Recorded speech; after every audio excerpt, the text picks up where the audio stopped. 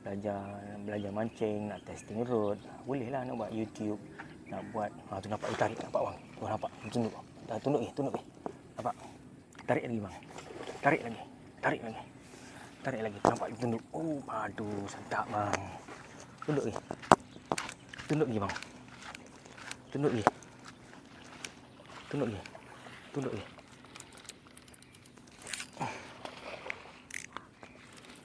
Okay, best kan tengok, best kan, bunyi drag bang.